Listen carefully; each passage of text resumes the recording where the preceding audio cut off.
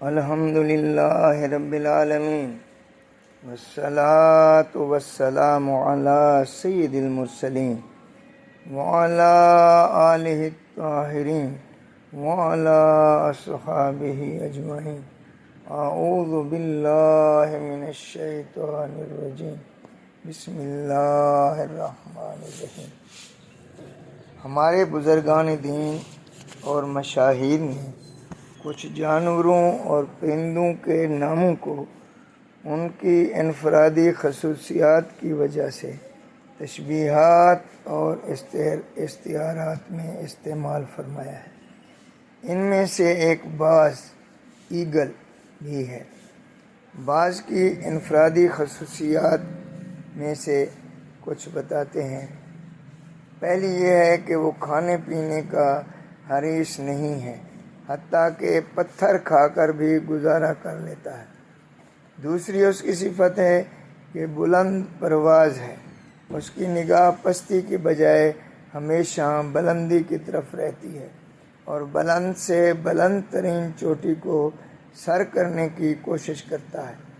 اپنا گھر آشیانہ نہیں بناتا، بلند عزم و ہمت کا مالک ہے، اپنے سے بہت بڑے جانوروں کو شکار کر لیتا ہے۔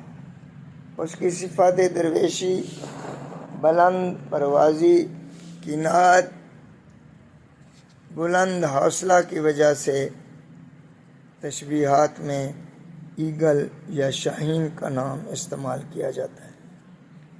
حضرت مولانا جلال الدین رومی رحمۃ اللہ علیہ نے ایک حکایت بیان فرمائی ہے اپنی مثنوی شریف میں۔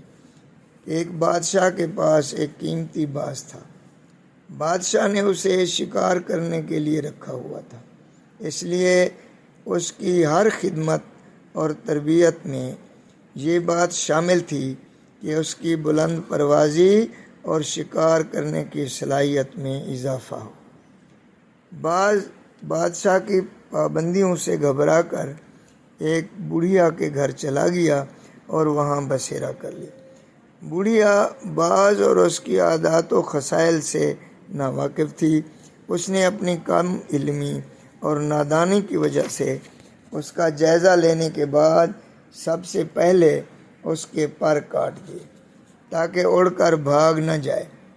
باز پریشان و اداس ہوا تو پھر دیکھا کہ اس کے ناخن بھی بڑھے ہوئے ہیں، تو اس نے ناخن کاٹ دیے۔ اب مزید پریشان ہوا کہ شکار کرنے کے آلات تو ناخن تھے، وہ بھی نہ رہے۔ پھر اس نے جائزہ لیا تو دیکھا کہ اوپر والی چونچ بھی نیچے والی چونچ سے بڑھی ہوئی ہے، تو اس نے چونچ بھی کاٹ دی۔ اب وہ کھانے کے قابل بھی نہ رہا، اس کی ساری صفات کمال کو برباد کر کے رکھ دیا۔ لہذا وہ کھانے پینے سے گیا اور بہت لاغر اور ہڈیوں کا ڈھانچہ ہو گیا اور اس کی جھونپڑی میں رہنے لگا۔ بادشاہ کو بہت عزیز تھا تو وہ ڈھونڈتا ایک دن اس بڑھیا کے گھر پہنچا تو اس نے دیکھا کہ باز کے سر اور بالوں میں گرد ہے، اس کی شکل دیکھنے کی نہیں ہے، لاغر ہے، اڑنا تو کجا وہ چلنے کے قابل بھی نہیں رہا۔ جب اس نے دیکھا تو اس نے بے ساختہ کہا، این سزائے آنکھ از شاہ خبیر، خیرہ بگریزد بخانہ گندہ پیر۔ تو اس نے کہا کہ جو صاحب علم بادشاہ سے شوخی کرنے کی وجہ سے بھاگ جائے اور ایک جاہل بڑھیا کے گھر پناہ لے تو اس کی سزا یہی ہے کہ جو تیرا حشر اس نے کر دیا ہے۔ آگے مولانا روم رحمۃ اللہ علیہ یہاں فرماتے ہیں کہ بادشاہ رب العزت ہے، باز سے مراد انسان ہے اور جاہل بڑھیا سے مراد دنیا ہے۔ اللہ تعالیٰ کی شان ربوبیت ہے کہ انسان کو اس کی صفات کمال، اس کی عمر اور اٹھان کے مطابق عطا فرماتا ہے۔ جب انسان اللہ تعالیٰ سے منہ موڑ کر دنیا کی طرف بھاگتا ہے تو اس کی صلاحیتیں زوال کا شکار ہو جاتی ہیں۔ اب دنیا کیا ہے؟ ہر وہ چیز دنیا ہے جو اللہ تعالیٰ کی یاد، اللہ تعالیٰ کی محبت، اللہ تعالیٰ کی فرما برداری سے غافل کر دے، وہ دنیا ہے۔ انسان میں باز کی طرح اللہ تعالیٰ نے بلند پروازی رکھی ہے۔ جب اس کی عقل کی صلاحیتیں بلند پروازی کی طرف مائل ہوتی ہیں تو کائنات کو تسخیر کرتا ہے۔ ہر خاکی و نوری پہ حکومت ہے خرد کی، خرد سے مراد ہے عقل۔ ہر خاکی و نوری پہ حکومت ہے خرد کی، باہر نہیں کچھ عقل خدا داد کی زد سے۔ عالم میں غلام اس کے جلال ازلی کا ایک دل ہے کہ ہر لحظہ الجھتا ہے خرد سے۔ دل یعنی قلب اس تمام تسخیرات پر، دنیا کی ساری فتوحات پر، natural sciences, medical sciences, computer sciences اور دنیا کے تمام علوم کو سر کرنے کے بعد دل مطمئن نہیں ہوتا۔ یہ قلب اور روح انوارات الہی کی طرف بلند پروازی کے لیے بےتاب ہوتے ہیں اور اسی سے مطمئن ہوتے ہیں۔ ذکر الہی، محبت الہی اور حضور اکرم صلی اللہ علیہ وآلہ وسلم کی ذات سے محبت اور آپ صلی اللہ علیہ وآلہ وسلم کی پیروی اور مرشد کامل کی رہنمائی سے لطیف جہانوں کی سیر انسانی روح کی تسخیرات میں سے۔ یہ تسخیرات روحانی، یہ سیر اللہ تعالیٰ کی انوارات ذاتی کے جہان تک پہنچتی ہے، جس عالم کا بیان استعداد عقل و خرد اور تصورات انسانی کے احاطے سے ماورا ہے۔ چشتیہ سلسلے کے بہت بڑے صاحب مشاہدہ شیخ حضرت عبدالقدوس گنگوہی رحمۃ اللہ علیہ فرماتے ہیں کہ اس ظاہری دنیا کو عالم ناسوت کہتے ہیں۔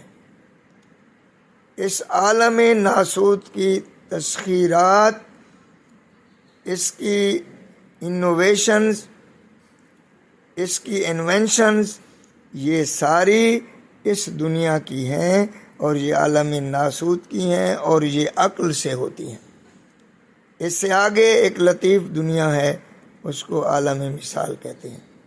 اس عالم مثال سے آگے لطیف تر دنیا ہے، وہ عالم ملکوت ہے، جو فرشتوں اور ارواح طیبہ کا جہان ہے۔ اس سے اوپر عالم جبروت ہے، جو اللہ تعالیٰ کے اسماء و صفات کا جہان ہے۔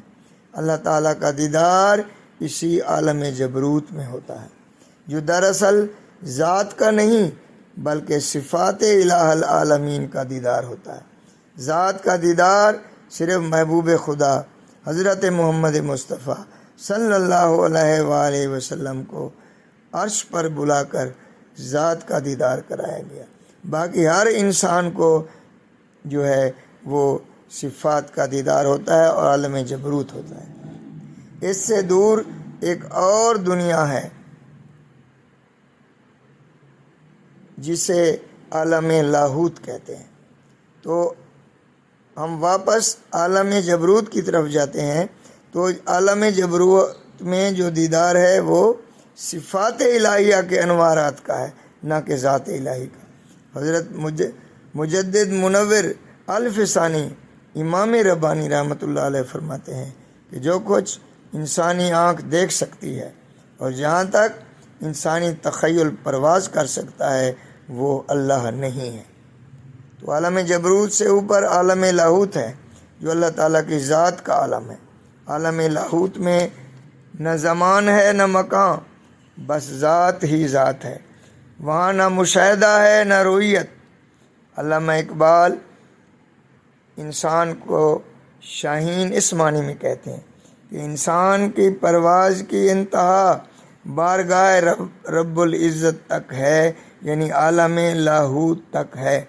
اور اسی زمرے میں وہ فرماتے ہیں، اے طائر لاہوتی اس رزق سے موت اچھی، جس رزق سے آتی ہو پرواز میں کوتاہی۔ والسلام۔